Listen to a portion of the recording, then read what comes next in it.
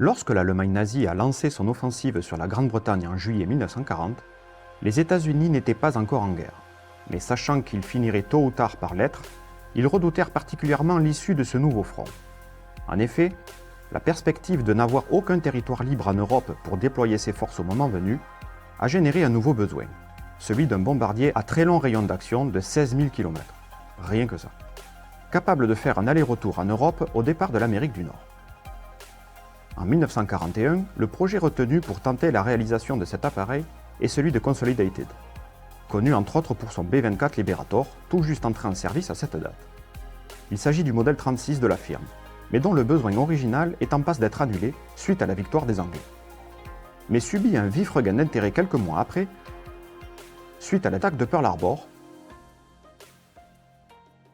et dont l'objectif d'une telle machine, toujours lointain, devient le Japon. Le prototype de la société Consolidated, devenu entre-temps Consolidated Vultee Aircraft Company, plus connu sous le diminutif Convair, fut réalisé courant 1945. Mais le XB-36 ne prit l'air qu'un an plus tard, une fois la Seconde Guerre mondiale finie. Les premières versions opérationnelles B-36B sont mises en service courant 1948, au compte-gouttes. Le programme est déjà très coûteux et sujet à la controverse, car certains estiment l'avion déjà obsolète pour un besoin inexistant. Un vol record est réalisé avec un aller-retour à Hawaï à partir de sa base d'opération de Carswell, au Texas.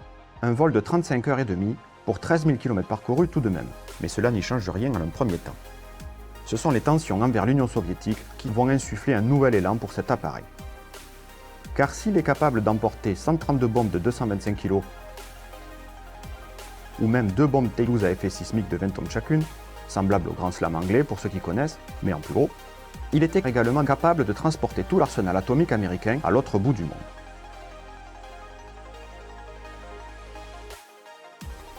Ainsi, premier acteur de cette guerre froide, le B-36 Peacemaker, surnommé aussi Big Stick, ou le nuage de magnésium au vu de sa taille, devint le fer de lance du Strategic Air Command, à la tête donc de la dissuasion nucléaire des États-Unis au début des années 50. À partir de cette période, le SAC va employer ainsi une flotte de 150 appareils sur la base de Carswell pour maintenir une menace nucléaire 24 heures sur 24, 7 jours sur 7. Les moyens mis en œuvre sont juste colossaux, car il a fallu des hangars qui permettaient la maintenance de ces machines gigantesques. Le B-36 mesure 70 mètres d'envergure et 50 mètres de long, pesant jusqu'à 185 tonnes à pleine charge avec ses 4 soutes à bombes pleines.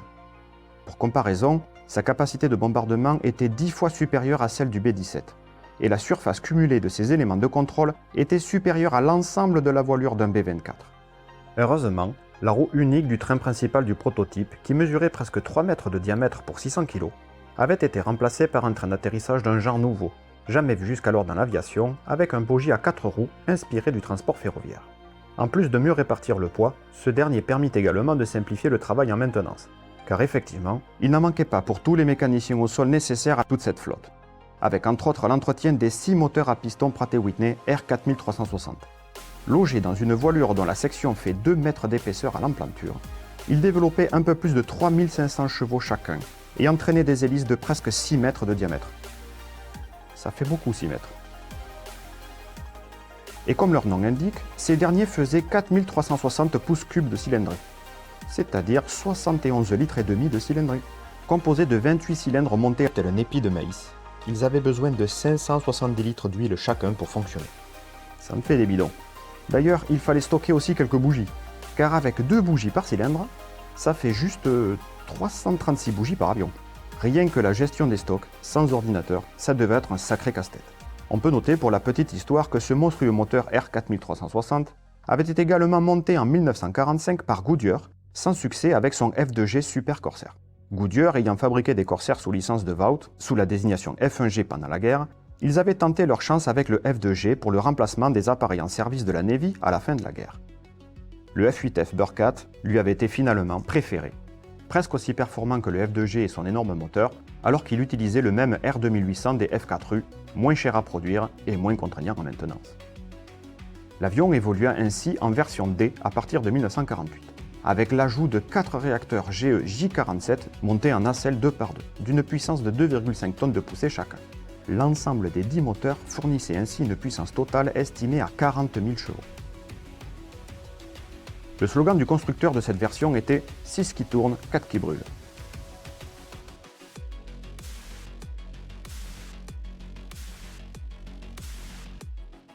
Les turboréacteurs n'étaient mis en route que pour les décollages et permettaient au besoin des pointes de vitesse à 700 km/h. Éteint en vol de croisière, la vitesse chutait à 380 km/h et un astucieux iris de protection se déployait sur la rentrée d'air pour éviter l'effet moulin à vent. Les équipages à bord ne manquaient pas de travail non plus, avec 10 moteurs à surveiller et à gérer. D'ailleurs, certains plaisantaient en détournant le slogan de Convair avec un nouveau « 2 qui tournent, 2 qui brûlent, 2 qui fument, 2 qui s'étouffent et 2 qui sont introuvables ». Il fallait d'ailleurs une grande quantité de personnel navigant. En effet, un équipage complet était de 15 personnes, entre les pilotes, les navigateurs, les mécaniciens de bord évidemment, et les mitrailleurs, car les premières versions de l'avion possédaient 8 tourelles de 2 canons de 20 mm, dont 6 le long du fuselage, qui était escamotable et piloté électriquement. Celle de queue était même associée à un radar. Mais la meilleure défense de ce Titan était de voler à 12 km d'altitude, grâce à sa gigantesque voilure, plaçant l'avion hors de portée des intercepteurs de l'époque.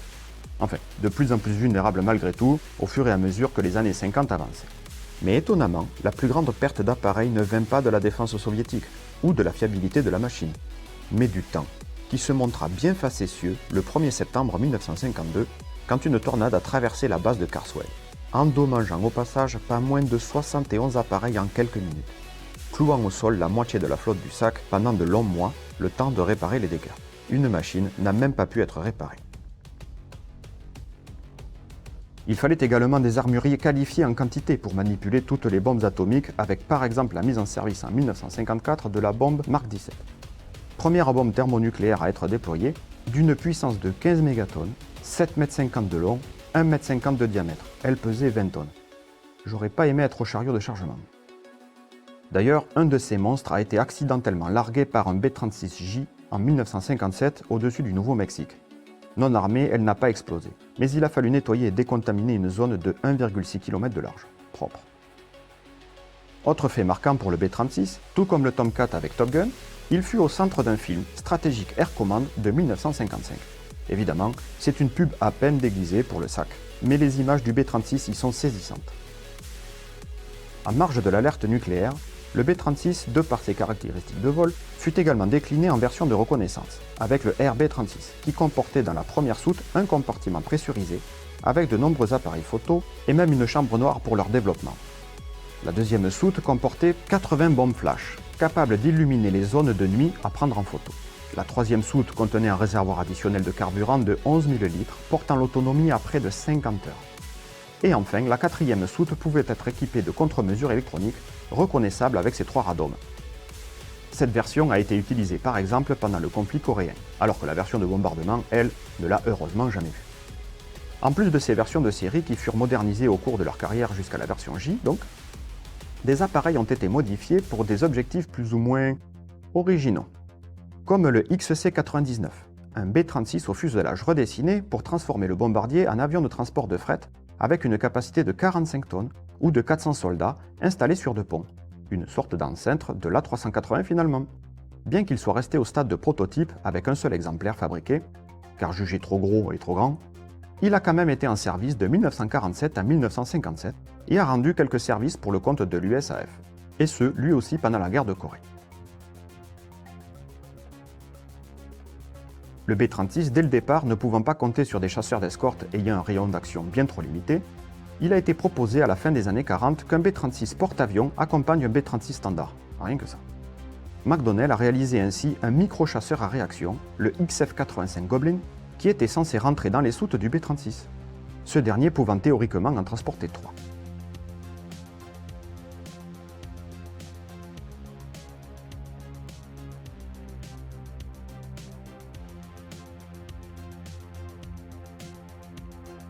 Mais les essais menés sur des B-29 ont montré l'inefficacité du système et la difficulté de ce dernier à être mis en œuvre.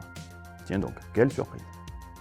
Mais fort de cette expérience ratée, en 1953, 12 RB-36 ont été modifiés à leur tour pour le programme FICON, acronyme anglais pour Convoyage de chasseurs, avec l'installation en soute d'un trapèze mécanique permettant le déploiement et la récupération en vol d'un F-84 Thunderjet ou d'un Thunderflash de reconnaissance. De nombreux essais ont été réalisés et il semble même qu'il y ait des missions réelles de reconnaissance menées en territoire ennemi.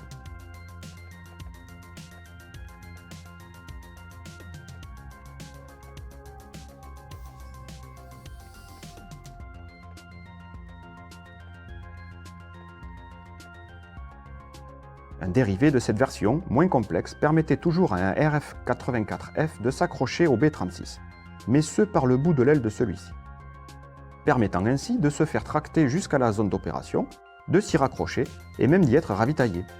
Une fois de plus, j'espère que les types étaient bien payés.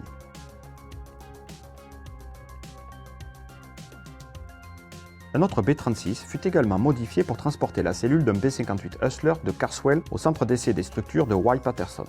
Ainsi équipé, l'avion ne pouvait pas rentrer le train d'atterrissage.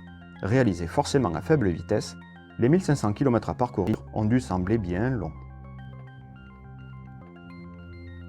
Pour finir, un B-36H, fortement endommagé d'ailleurs lors du passage de la tornade précédemment citée, a été reconstruit différemment pour servir d'avion de développement pour un futur Convair X6. Un appareil proche du B-36 mais à l'autonomie presque illimitée grâce évidemment, années 50 oblige, à l'énergie nucléaire. Le NB-36H a donc été réalisé dans cette optique pour valider ou non le bien fondé d'un tel concept. Ce B-36 spécial possédait un cockpit de 11 tonnes, isolé du reste de l'avion, étanche aux radiations dont les petites vitres étaient épaisses de 30 cm.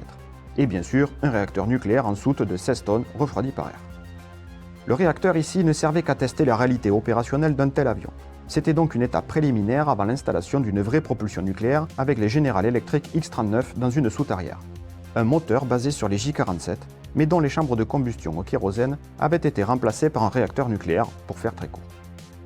Bon, le NB-36H a réalisé 215 heures de vol, dont 89 avec le réacteur nucléaire allumé. Et a confirmé le cauchemar en maintenance qu'un tel appareil représentait.